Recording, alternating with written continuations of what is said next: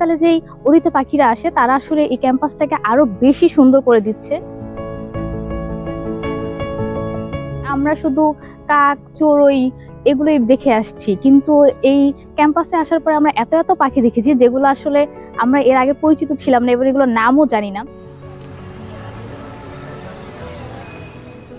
র্যাপটরস কিছু আমরা দেখেছি, যেমন চেঞ্জেবল হক ঈগল, ওরিয়েন্টাল হানি বাজার্ড, ফ্রেঞ্চের সার্পেন্ট ঈগল, এই ধরনের কিছু র্যাপটর আমরা দেখতে পাচ্ছি, কিন্তু সেগুলো আসলে ক্যাম্পাসের জাস্ট সীমানা প্রাচীর দিয়ে ঘিরে হয়তো কখনো ঘুরে তারপরে চলে যায়।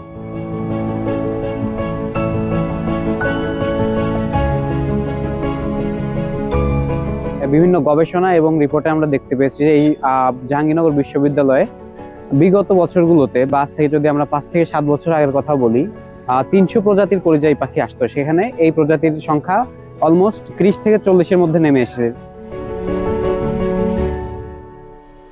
মূলত আমরা WRC লেকেই পাখি দেখছি, অন্যান্য লেকে এখনো পাখি আসেনি, এবং যে সময়টা যেহেতু এবার শীত আগে চলে এসেছে সে তুলনায় পাখি আসলে ক্যাম্পাসে অ্যাক্টিভিটি একদম নেই বললেই চলে। বিভিন্ন কনস্ট্রাকশনের কাজ চলতেছে, গাছপালাগুলা অনেক নিধন হয়েছে, বিশ্ববিদ্যালয়ে যে বড় বড় লাইট লাগানো হয়েছে, সবকিছু মিলিয়ে আবার আরেকটা বিষয় আমরা দেখতে পাই যে বিশ্ববিদ্যালয়ের যে সাউন্ড পলিউশন এটা কিন্তু প্রচুর পরিমাণে বৃদ্ধি পেয়েছে। সবকিছু মিলিয়ে পরিযায়ী পাখিদের জন্য সেই মানে যে একটি অভয়ারণ্য ছিল সেটা কিন্তু আমরা বলতে পারি যে অনেকাংশেই নষ্ট হয়েছে।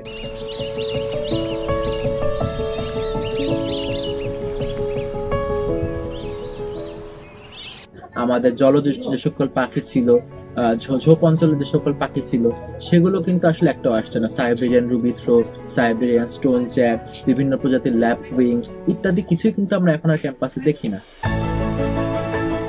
যে জাহাঙ্গীরনগর বিশ্ববিদ্যালয়ে এখনো মানে রাজধানীর এক প্রান্তে হয়েও ওই প্রাণ প্রকৃতিকে সংরক্ষণ করার একটা পরিবেশ আছে, তো এটা আমার কাছে খুবই অদ্ভুত লাগে।